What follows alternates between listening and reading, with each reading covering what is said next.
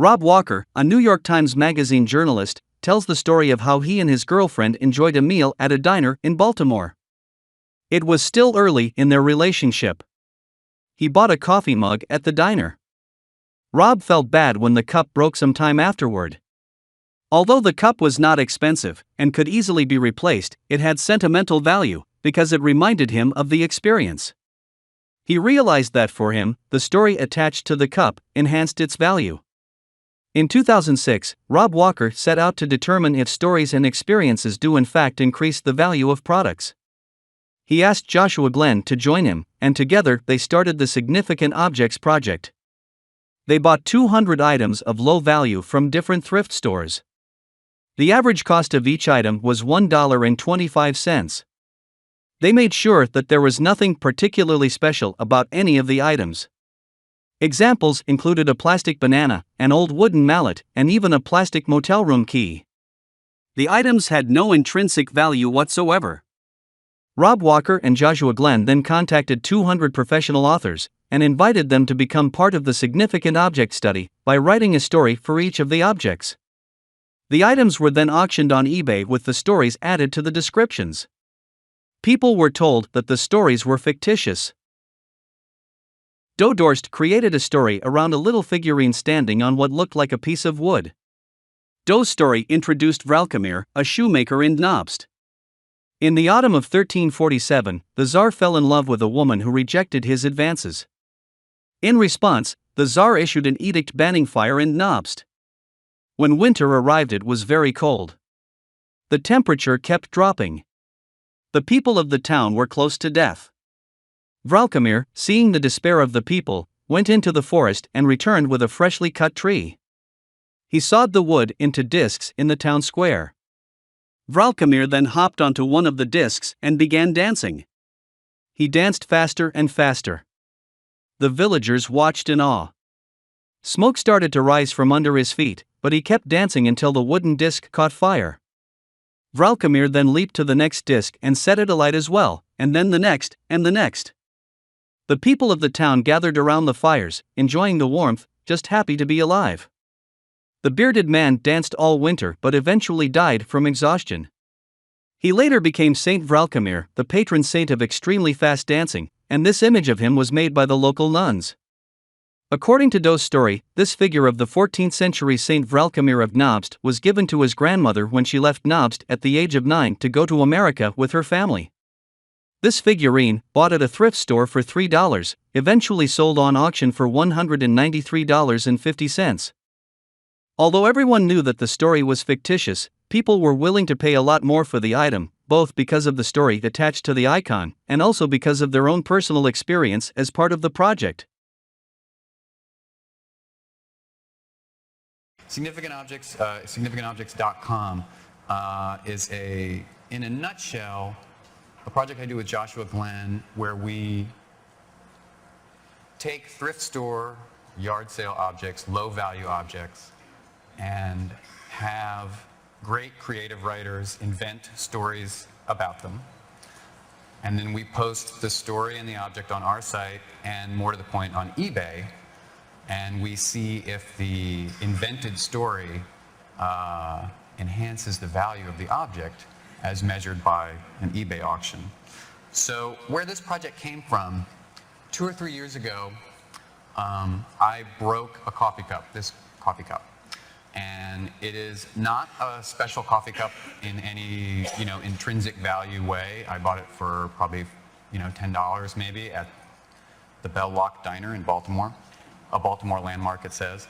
Don't know anything about really, who drew that illustration, the story of the diner, whatever. It's a worthless object, but I was very sad when I broke it because it meant a lot to me because I happened to have bought it on a trip to Baltimore with my now wife, sort of early in our relationship, had very fond memories of it. And I was buying in at the time and thinking a lot about why we value what we value and why we buy what we buy and so on. And this, I think we all know that the things that really mean the most of us, invariably, I've used this line before, but if you were gathering up your most valuable possessions because the hurricane is coming and you only have an hour to pick what really means the most to you, you're not going to make decisions based on traditional market, what got the best reviews in design magazines, or what you could get the most, what has the highest resale value, or anything like that. You grab the stuff that means something to you. It's irreplaceable to you. And I thought about this from the point of view of, this will sound maybe a little odd, but from the point of view of the object. Because this cup had my story sort of foisted upon it. It didn't have that story. I brought that story to it. And if I hadn't bought it and someone else had bought it, this same object would have had a different story. Or maybe no one would have bought it, and its story would just sort of stop with it was manufactured by someone, put on sale in a coffee shop, and that was kind of the whole story. Which in turn got me thinking about inventing stories, imposing them onto objects, and whether or not that might change the value of something. Marketing is the art of persuasion. It is as old as mankind itself. Cave drawings from thousands of years ago aimed to persuade people to either do something or refrain from doing something. These cave paintings showed the types and numbers of animals that could be hunted for food, and the dangers that had to be avoided. History teaches that democracy started in Athens, in ancient Greece. People who wanted to be appointed to political office, just like today, had to be skilled in public speaking and debating, and this is where the sophists enter the scene. The Greek word for wisdom is Sophia. The sophists were a group of men who taught rhetoric and debate. They were willing to teach these politicians to reason and debate issues during their election campaigns for a fee. Protagoras was a prominent sophist at the time. Protagoras is best known for his reference to man as the measure of all things. Of things which are, that they are, and of things which are not, that they are not. He believed that people measure all things subjectively. This is known as relativism. According to Protagoras, there is no such thing as objective truth. Truth is relative or subjective, it is what people believe it to be. Truth is whatever you can convince people to believe. Philosophy, from the Greek philia and sophia, literally means the love of wisdom. True philosophers, like Socrates, Plato, and Aristotle, loved wisdom and truth. Socrates started off as a sculptor. He was interested in ideas and gaining wisdom through dialogue and questioning. His desire for wisdom and understanding went beyond just financial gain. On the contrary, he did not charge for his training. We have all seen historic films showing markets in ancient Greece and Rome, with scenes of bustling market stalls and traders trying to persuade people to buy their wares.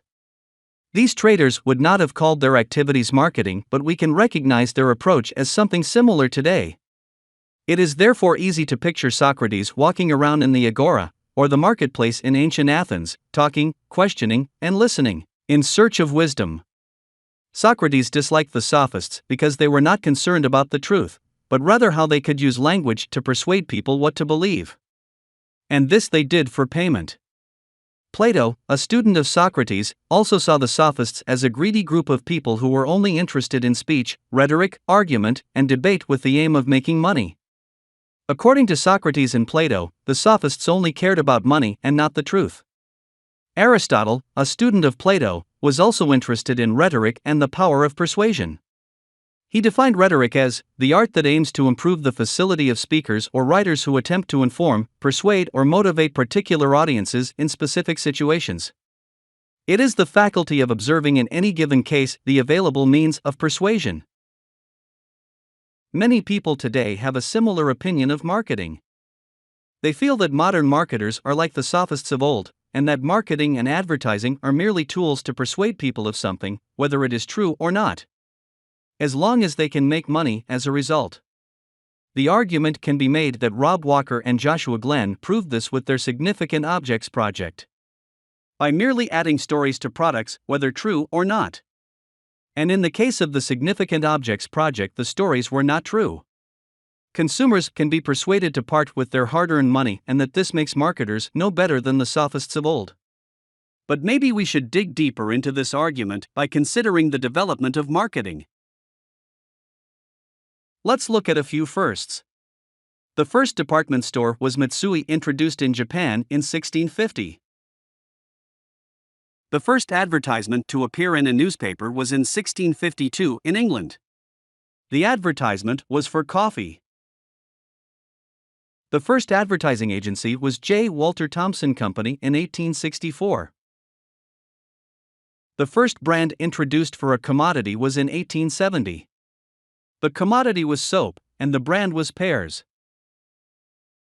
The first branded packaging was in 1880 in England for laundry soap. The first marketing research department was introduced by Curtis Publishing Company in 1911. During the trade era, production consisted mostly of handmade goods intended for immediate consumption. The Industrial Revolution of the 18th and 19th centuries changed all that. Rapid technological and scientific innovation brought about many social changes. This period introduced the production orientation era. The production and distribution of goods could be distinctly separated from consumption. Mass production of goods, more sophisticated transport infrastructure, and a growing mass media followed. Notwithstanding the expansion of production capability, goods remained generally scarce during most of the Industrial Revolution, making it possible for producers to pretty much sell all that they could produce. This was limited only by consumers' ability to buy and pay for these goods. The marketing focus during this time was on production and distribution at the lowest cost. The start of the 20th century saw increased competition and increased outputs, resulting in fairly crowded markets and higher stock levels. With more and more stock piling up in warehouses, the focus shifted to selling. Marketing efforts turned to communication, advertising, and branding aimed at generating higher sales. The focus was on distribution, advertising, and branding intended to persuade customers that some goods were better than others. This is known as the sales orientation era. Neil Borden coined the term marketing mix in the 1950s. The main contact with customers was through the sales department.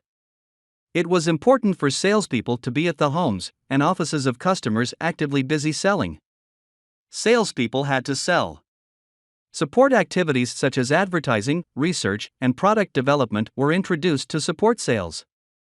The main activity was sales, and marketing was seen as merely a support activity to free salespeople to do what they were supposed to do, namely to sell. Competition increased further in the 1960s, with even more competitors supplying similar products. This resulted in oversupplied markets. The role of marketing changed during this time. Marketing was no longer seen as just a support function for sales, but became strategically important. Marketing was tasked with the responsibility to determine what should be produced, where it should be sold, for how much, and how all of this should be communicated to the consumers. Marketing had to find out what consumers wanted and needed and how the organization's resources would be allocated to make the products and services to satisfy these wants and needs. Jerome McCarthy introduced the 4Ps, namely product, price, place, and promotion, in the 1960s. Sales became subordinate to marketing. The marketing concept was introduced with its 4 pillars. 1. Identifying a target market and establishing customer needs. 2. Adopting an integrated approach where every employee in the organization is deemed to be involved in marketing and sales. 3. The intention was to improve long-term profitability. 4. While remaining socially responsible, as a good corporate citizen, for the activities of the organization.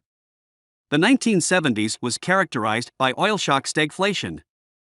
This period was followed by uncertainty in the 1980s. Consumers were weary and smarter. Demand was scarce.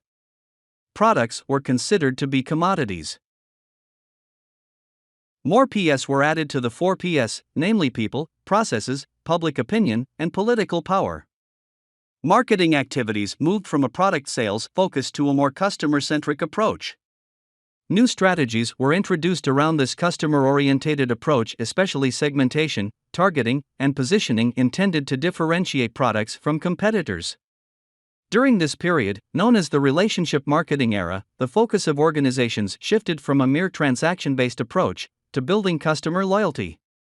It was felt that this could be achieved by developing relationships to create longer-lasting bonds with customers. Businesses realized that it cost more to attract a new customer than to keep an existing customer. The role of economists in the development of marketing must be noted. The early economists saw price as the only driver behind demand, in the form of an inverse relationship. This became known as the law of demand. At higher prices, consumers buy less and vice versa. Economists then started to consider other factors that could influence demand, notable things like distribution and advertising. It can therefore be argued that economists first developed marketing thought, and that marketing is actually a branch of economics. The evolution of marketing thought is summarized here. The 1950s was the post-war era. This is when the idea of a marketing mix was identified. The product life cycle consists of introduction, growth, maturity, and decline. The significance of brand image was realized. Markets were segmented. The marketing concept of customer orientation, long-term profitability, integrated activities, and social responsibility was introduced, and the importance of a marketing audit was recognized. The 1960s saw the introduction of the 4 Ps, lifestyle markets, and an understanding of marketing's broader role. The turbulent 1970s introduced targeting and positioning as the logical result of segmentation. Marketing also became more strategic within a macro environment as well as service, socially and societally orientated. The 1980s were characterized by uncertainty. Buzzwords included marketing warfare, global, local, mega, direct, internal, and customer relationship marketing. Marketing shifted to a one-to-one approach with emotional and experiential marketing ideas. This time period also saw the rise of internet and e-business marketing as well as the introduction of a more ethical approach to marketing. Financial considerations were the driving force behind marketing in the 2000s, with return on investment, brand equity, and consumer equity marketing. Social media empowered consumers within tribal-like communities. Marketers realized the importance of being authentic in their marketing approaches and the need to include consumers in a co-creation product development process. A typical marketing strategy involves an understanding of the customer's needs and the resources available to the business to produce goods and services to satisfy these needs. Competitors quickly become aware of new strategies, especially if those strategies are successful, and they will respond. It is therefore important to factor the capabilities of competitors into the equation. The intention behind a SWOT analysis is to identify strengths and weaknesses, internal to the business, as well as external threats and opportunities. The output of a SWOT analysis should be a competitive advantage, something unique to the business that makes it different from its competitors. The first task then is to protect this competitive advantage. The market is segmented into subsets, normally based on demographic, psychographic, geographic, and behavioral profiles. The business can then, by choosing one or more segments, focus its operations on the target market or markets, based on attractiveness and fit. Segmentation and targeting decisions take place in the boardroom based on marketing research efforts. Positioning and differentiation strategies are employed within the market with the aim to reach the minds and hearts of customers. Al Ries and Jack Trout, in their book Positioning, state that any marketing approach must be meaningful in the mind but must also cater to emotions represented by the heart. In this manner, a vertical relationship is established between the brand and customers. Marketers must, in order to succeed in doing this, understand the emotional anxieties and desires of consumers. Marketers, however, made all these decisions unilaterally, and without the consent of their customers. All business decisions were based on the marketer's interpretation and understanding of what consumers wanted and how they felt about it. For many consumers, this approach may feel like they are nothing more than targets in a hunter-prey relationship. The traditional 4PS approach aims to deliver the right product at the right price in place with sufficient promotional activities.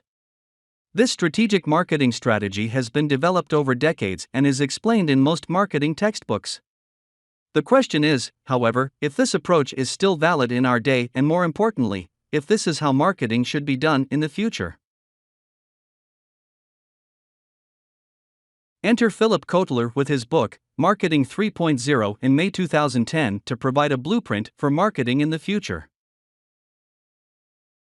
According to Kotler, Marketing 1.0 happened during the production and product era.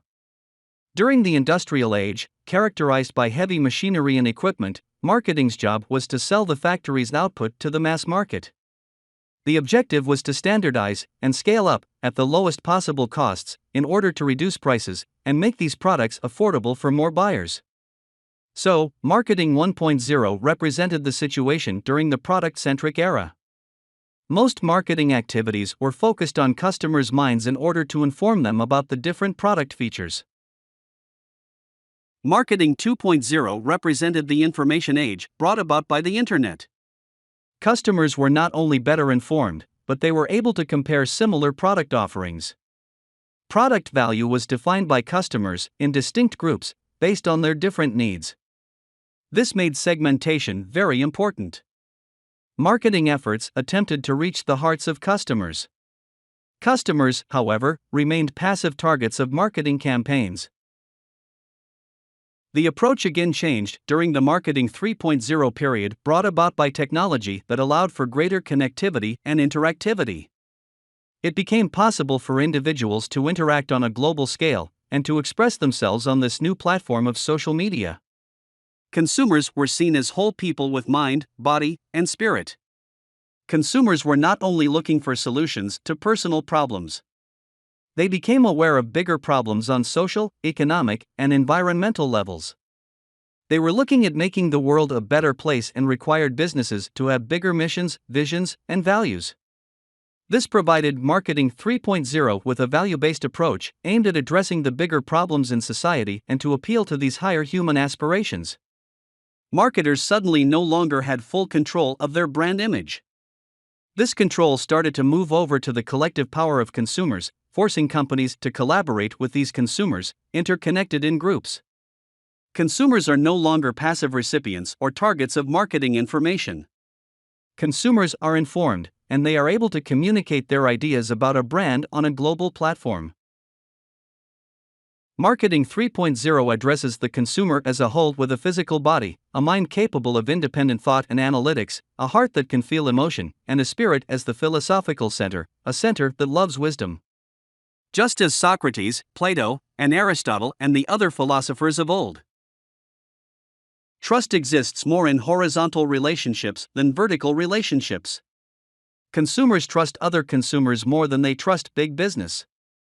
Consumers will rather believe the opinion of other consumers, as expressed in social media, than the marketing information produced by businesses. Marketing information provided by businesses is often seen in the same light as the sophists of 600 BCE.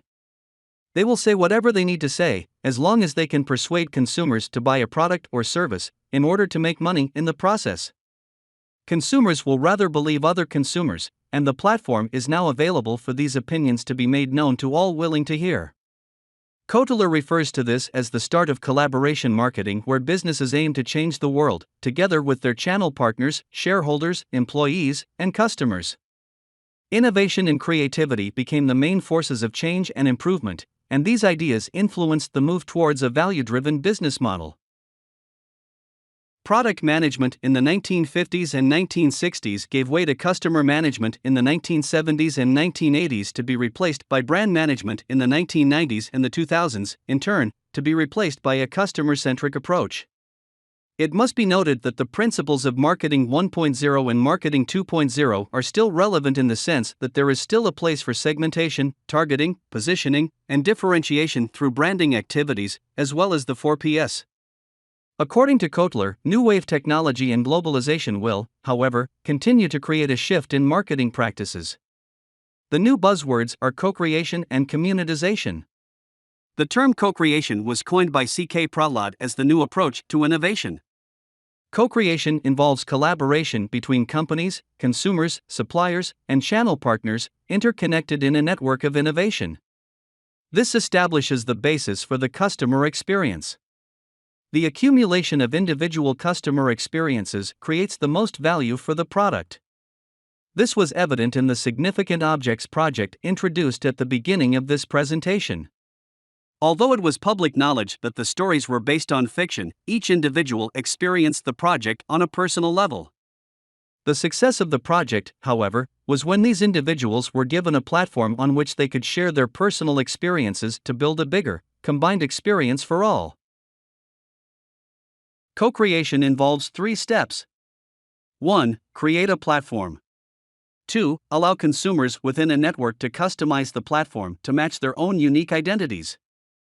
3. Ask for consumer feedback and enrich the platform by incorporating all the customization efforts made by the network of consumers. This approach is common in the open source approach used in software development. Communitization is similar to Seth Godin's reference to people forming and living in tribes. Consumers want to be connected, and companies should help consumers to connect to one another in communities, and to support these communities. Seth Godin refers to pools, webs, and hubs of consumers. Consumers connect to brands in pools. They interact with each other on webs, and they gravitate toward a strong figure in hubs. Consumers connect with each other on a web, they connect with a leader in a hub, and they connect to an idea in a pool. Kotler emphasizes that such communities exist to serve the members, and not the business. Only by building authentic brands will businesses be able to establish true pools of differentiation. Marketing is a constant triangle of brand identity, integrity, image, positioning, and differentiation. The positioning component speaks to the mind of the customer, warning the customer to be cautious of an inauthentic brand, just like the cave drawings did thousands of years ago. Differentiation then reflects the true integrity of the brand, as proof that it delivers what it promises. Trust is built in this manner. According to Kotler, positioning speaks to the mind, where the consumer considers buying or not. Differentiation, in the form of credibility and trust, appeals to the consumer's values and the emotional heart actually decides to buy. Just to recap quickly. 1. Marketing 1.0 was all about product-driven marketing aimed at creating functional fulfillment. 2. Marketing 2.0 involved consumer-centric marketing aimed at emotional fulfillment, and 3. Marketing 3.0 brought us to human-centric marketing, aimed at embracing and reflecting human values with the intention to achieve spiritual fulfillment. In Marketing 4.0, Kotler set out to deepen and broaden this human-centric marketing approach against the backdrop of converging technology to cover every aspect of the customer's journey while interacting with a business. Kotler builds further on the idea to move from vertical, exclusive, and individual to horizontal, inclusive, and social. The Internet brought transparency and connectivity with powerful customer communities where stories are shared, and power is distributed across the group. Marketing efforts are now directed at connected, informed consumers capable of negative and positive advocacy. This connectivity is, according to Kotler, the biggest game changer in the history of marketing. It not only impacts the customer, the product, and the brand, but also reduces the cost of interaction.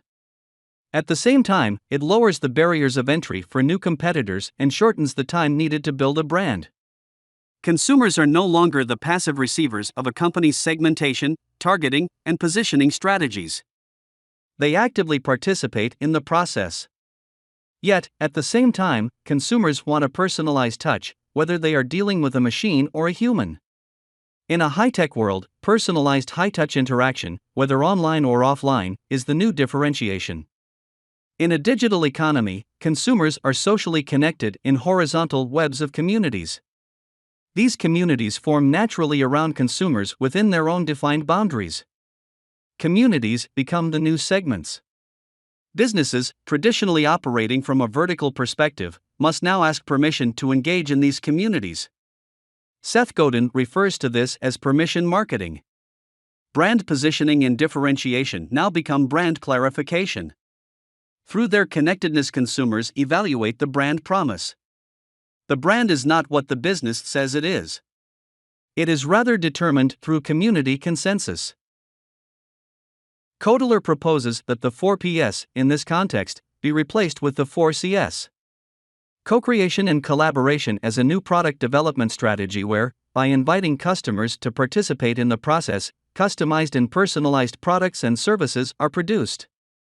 Currency, as a dynamic pricing approach, where prices can fluctuate according to market demand, and where different customers can be charged differently to replace the reference to price.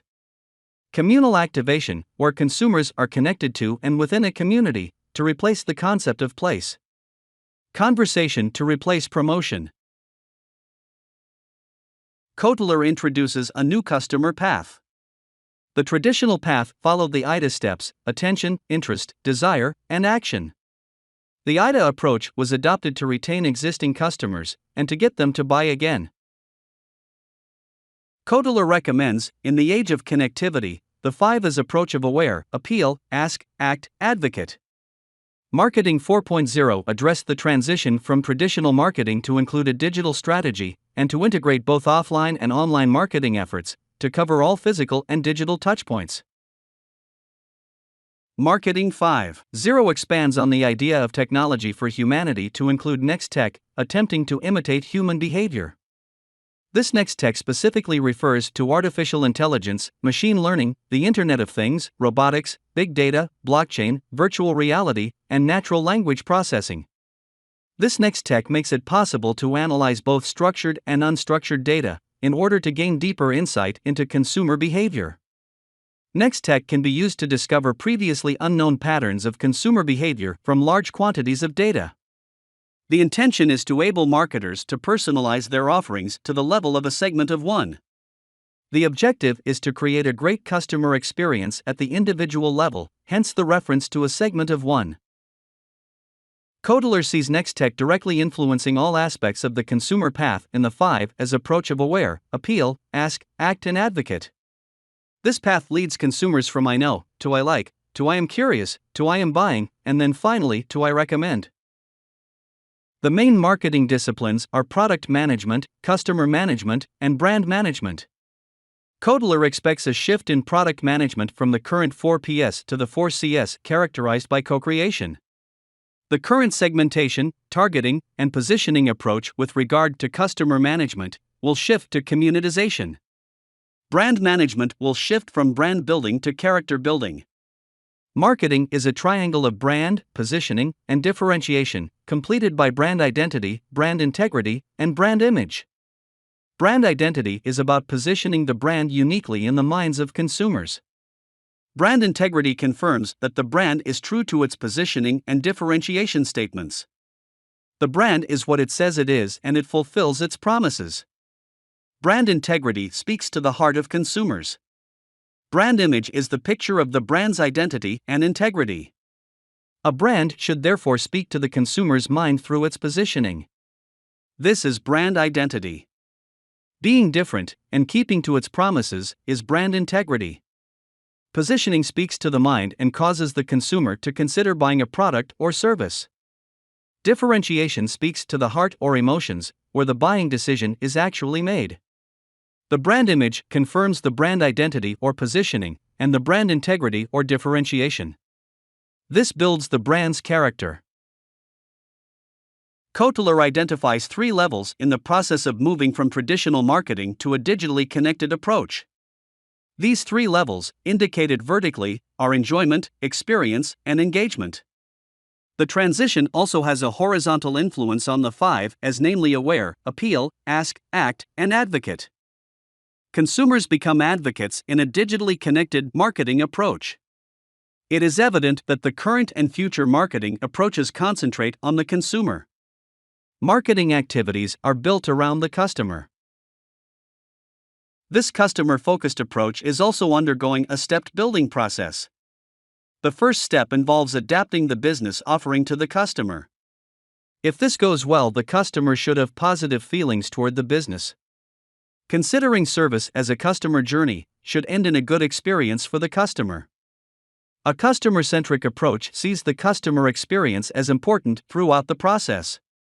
An experience-oriented approach identifies the customer experience as a key success factor. If the approach turns experience-centric, the customer experience becomes the key driver in the process. In a Marketing 5.0 environment where next tech is applied, it is possible to create a segment of one where the customer experience is offered to consumers at an individual level to truly convert them into advocates of the brand. So, in conclusion, it is submitted that marketing has come far in shedding the image of being sophists, willing to say anything to persuade consumers to buy a product or service. In a connected world, consumers are much too aware to be caught by such short-term profitability motives. In a digitally connected world, where converging new tech powers are drastically shaping the behaviors and expectations of consumers, marketing efforts will only be successful if their brand is authentic. The brand must speak to the minds of consumers through its positioning and identity, to the hearts and emotions of consumers through its differentiation and integrity, and where the whole brand image turns consumers into advocates of that brand.